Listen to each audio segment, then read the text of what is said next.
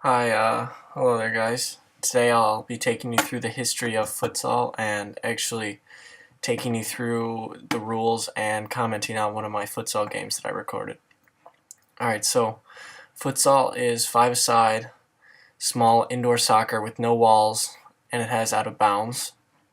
It was created in Uruguay back in 1930 by Juan Carlos.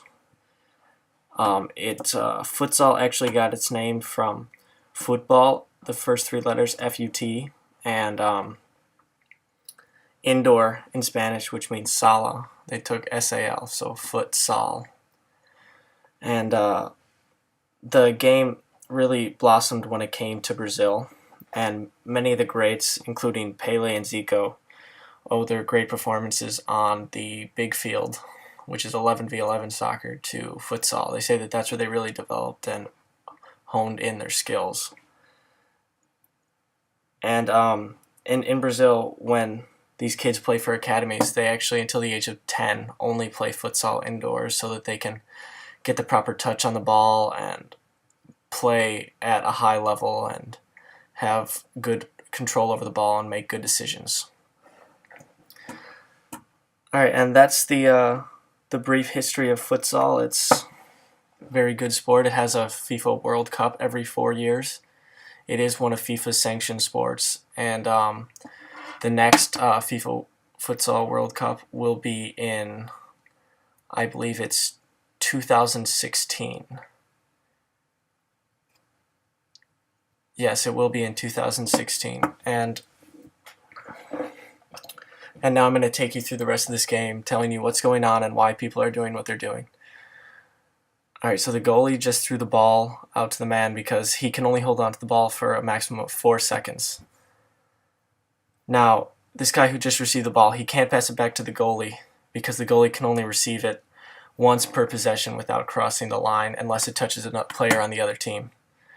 Goalies constantly throw out the ball in futsal as it's required when there are defenders who are guarding the men closest to them. A good throw in futsal from a goalie is very important.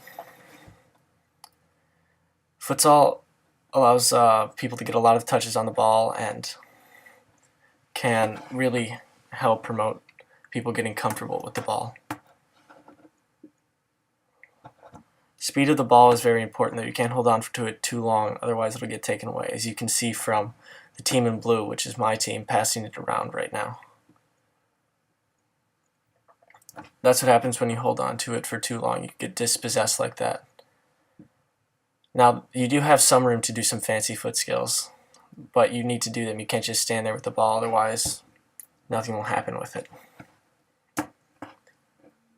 When the ball goes out of bounds, it is a kick on the line. The ball must be stopped and out of bounds, and you pass it in to someone on your team who is inbounds.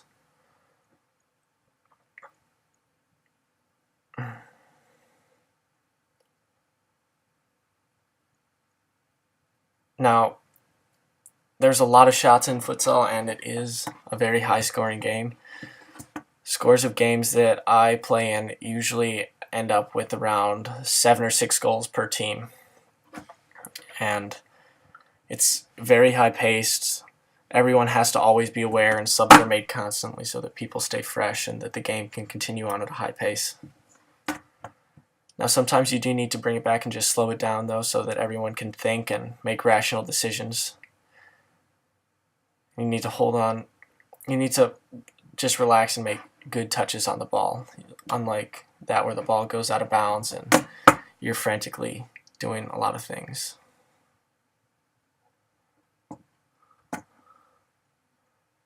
Another important fact of futsal is that there's no sliding unless you're the goalie. Only the goalie is allowed to slide to save the ball. And when the ball goes out of bounds behind the goal, if it's the team who has the goal right there, if it's their ball, the goalie throws it or rolls it with his hands to somebody who is on his team. And that's how you take a free kick, that when the ball goes out of bounds.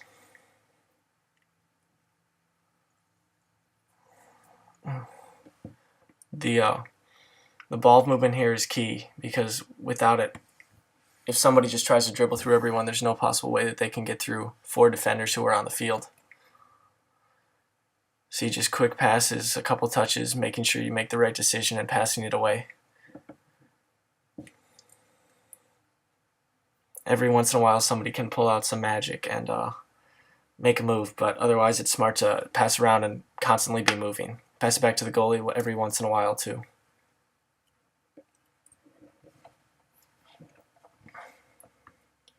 As you can see, subs are made on the fly. You don't have to check with the referee, you just sub whenever you want, but it has to be within a certain little grid box that you can see marked by 2 hash marks on the field. They are the only spaces where you're allowed to substitute.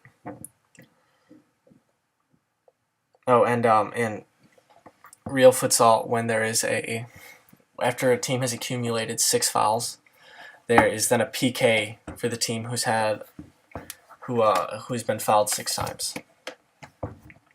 And it's put at the edge of that little it's put at the edge of the goalie circle, and it's just the goalie who can defend it against the player who's kicking it from the other team.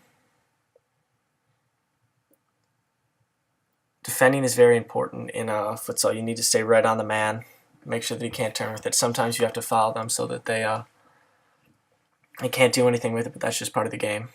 And always be on your toes and ready to steal the ball. In this case, number 28 actually wasn't ready to receive the ball and he lost it, but we did recover it. Another very important part of futsal is that all players need to be on the same wavelength, and they need to know exactly where everyone else is going to move at what time, otherwise this game is almost impossible. Movement is key, but it has to be organized movement. We actually go through a system that's called progression and regression, which are different systems of moving where you run and move with the ball and go up and then come back, or you run and go up and you stay up.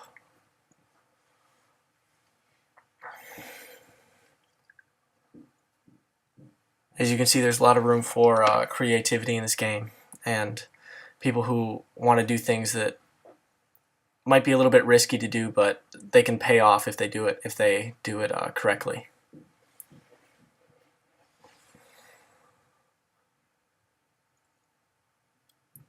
Another thing about defending in this game is that you always need to make sure to have everyone behind the ball, all 4 players and the goalie.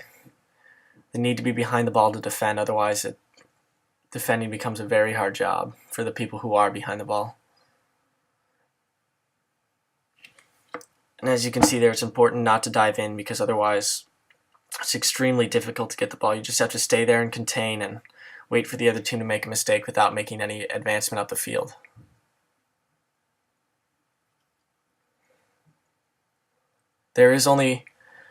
In professional futsal, there is 2 referees, but in this game there's only 1, so it makes it a little bit harder on him. But in real futsal, when there are 2 referees, it actually works quite well, and they do a pretty good job of spotting all the fouls. Now, there are positions in futsal also. There's usually 1 point fixed man, then there's 2 men outside on the wing, and 1 man who stays in the back as the main defender to make sure that there's always somebody back and they can't just score out of nowhere. Then, of course, there's the goalie.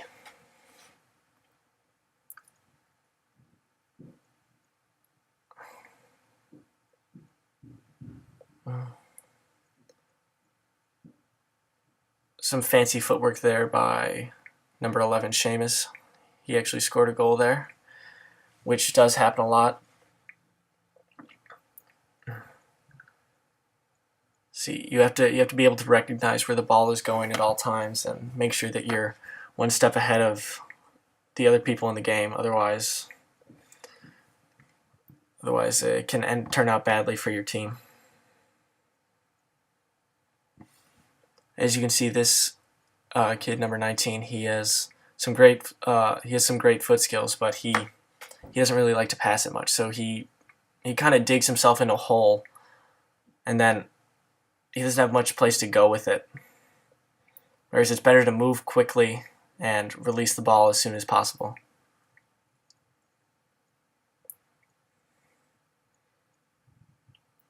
Movement is the most important part, though. As you can see from here, there's some great movement from the blue team, which allowed them for open up and to get right in front of goal, but unfortunately they weren't able to have a shot.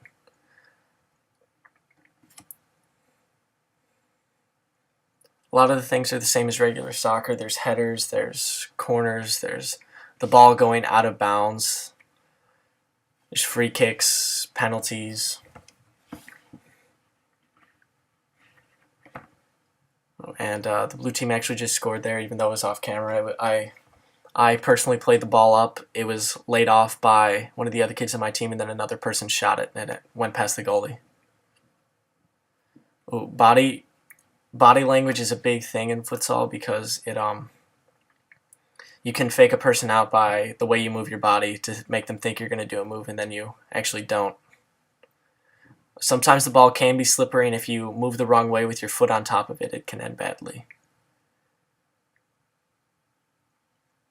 Alright guys, well this has been the history and a going through of the game of futsal. I hope you all enjoyed.